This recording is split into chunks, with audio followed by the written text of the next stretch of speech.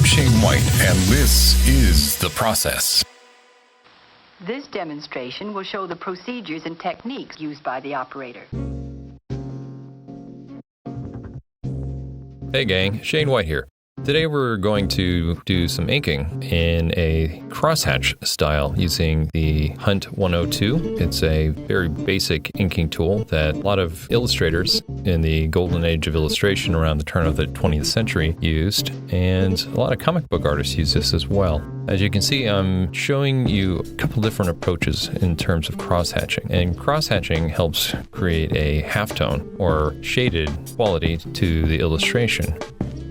Well, the thing about the Hunt 102 is that it's rather thin, but if you put a lot of pressure on it, you can actually get thicks and thins.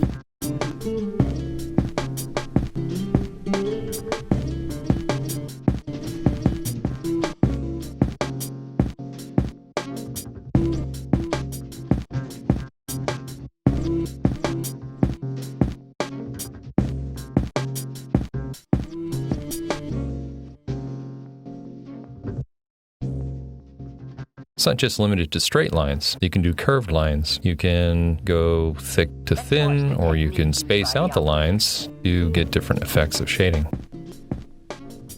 So what I like to do is, if I'm cross-hatching, I tend to create first a 45-degree angle or a 30-degree angle to any straight line that I do. I think that gives a more comfortable shading quality. And in that, you can go back over and do an opposite 30-degree or 45-degree angle to darken it.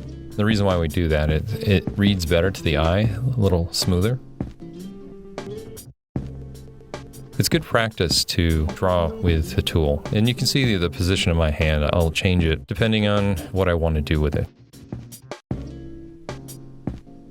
You can also scribble and create more organic strokes. And this is helpful for textures or concrete or trees. I use a lot of these techniques depending on what type of illustration I'm doing. And sometimes I just try to make stuff up.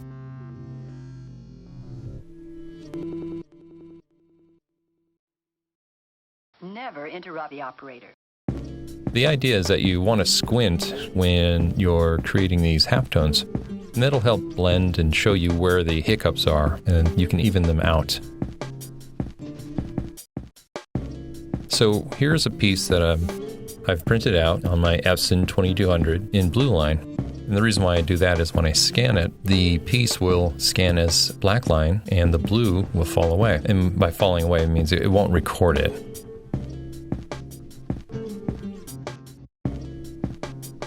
So you can see, I haven't done this in a while, so it's a little unnerving. So I'm trying things out. I'm moving around the page. I'm trying to build up my courage. At times, even if I've inked for as long as I have, starting in cold can be a little unnerving. So you're trying to build confidence.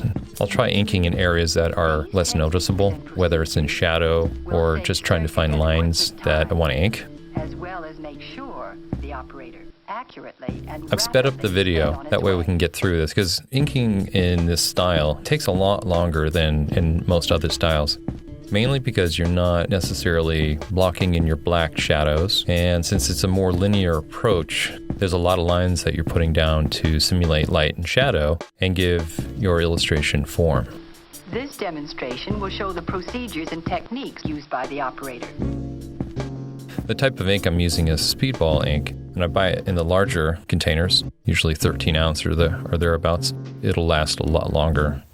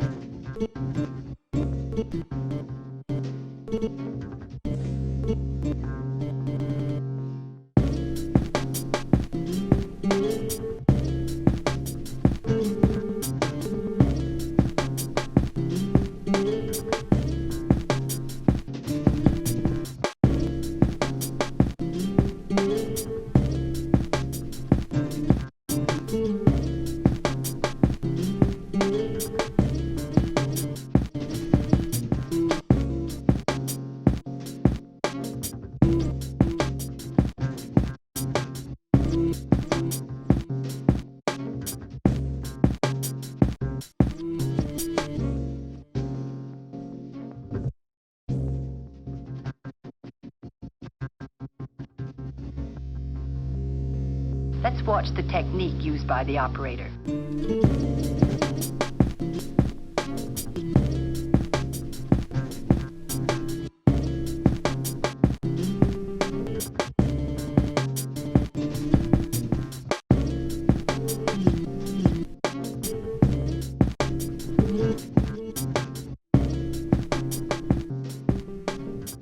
What I try to do is I'll try to ink the lines, the contour lines, to wrap around the form that I'm inking. It makes it a little more comfortable for the eye to pass over.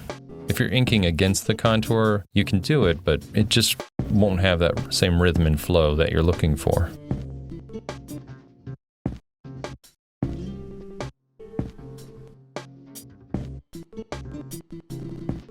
Now, a lot of people will ink using a ruler, especially with straight lines, but I've yet to really master that. It takes a long time to get the hang of using a ruler. Never interrupt the operator.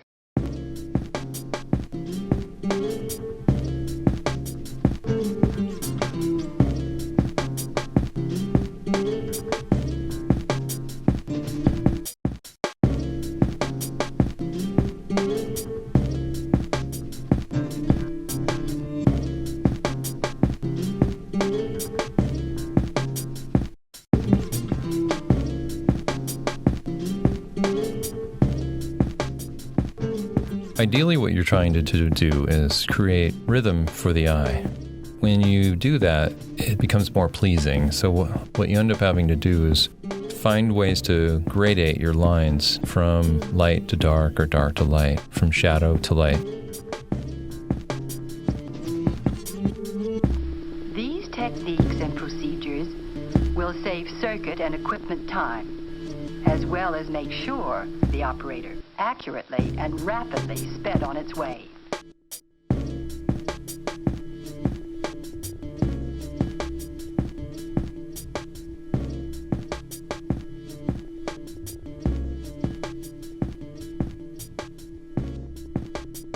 When you're doing more technical stuff, it will take a little more practice to have a steady hand.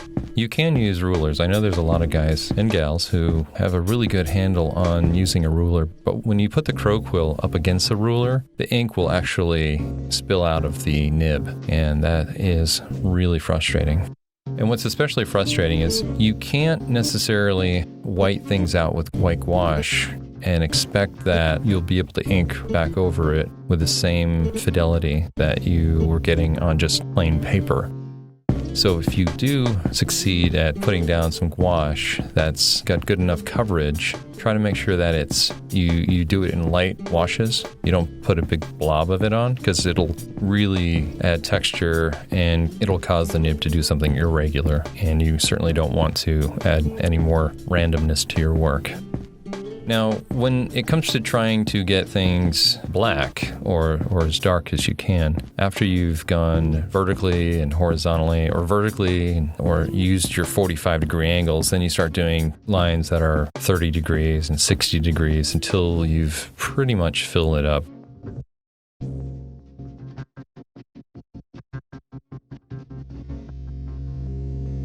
Let's watch the technique used by the operator.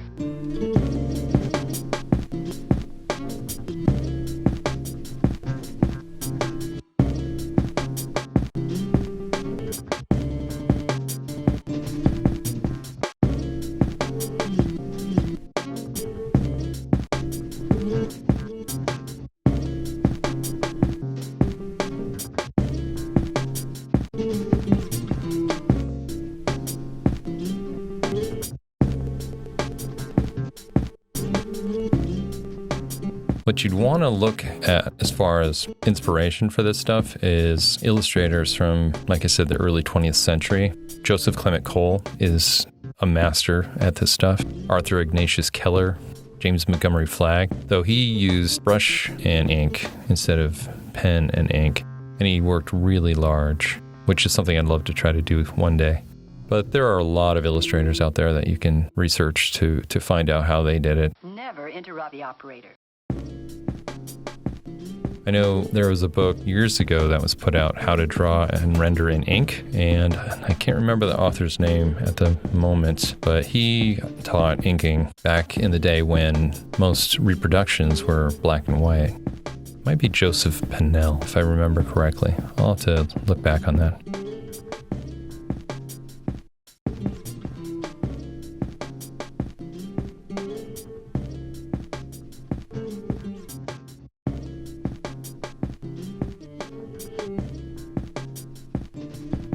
What I try to do with ink, especially in this context, is I try to move around the page. Just like with brush inking, I want to make sure that I don't drag my hand over an area that's wet. So I'll jump around quite a bit. And this also gives me a chance to compare and contrast against areas that I've already done, so that the entire piece is coming together as a whole.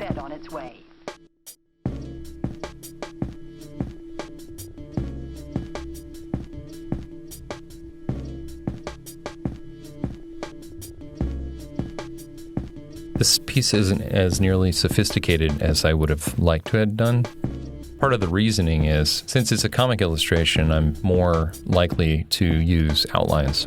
If I were doing more of a realistic illustration, I wouldn't bother with outlines. I would just look for light and shadow, much like a painting, and I would render accordingly.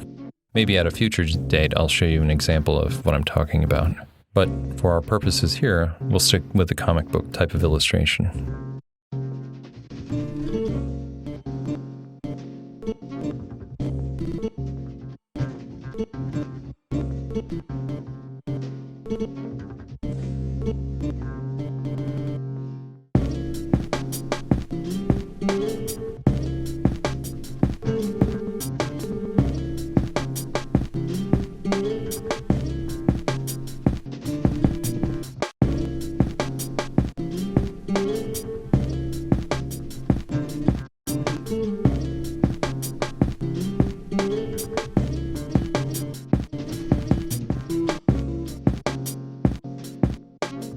Now you can see from the above shot that a lot of the piece is filled in. There's lights and darks and middle tones. Ideally, you want to create at least 3 to 4 different values. I think 5 to 7 values is kind of pushing the upper limit. You know, everyone's got their own theory about this, but I've heard illustrators and concept artists say that 5 values is about all we need to really read. It just depends on the piece, but if you're trying to do comic book work at this level of detail, you really don't want to do so much work that you start losing money, because this does take a long time.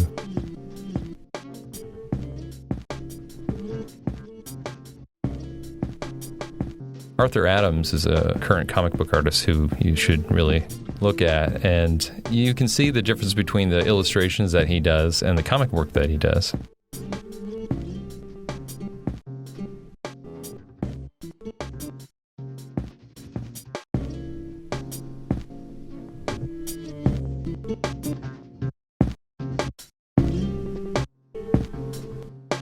So here's the finished piece. Tried a couple different techniques. You can see the background circle has a little texture to it, and that's just to set off the characters from the background. Anyway, that's it. As always, thanks for watching. Never interrupt the operator.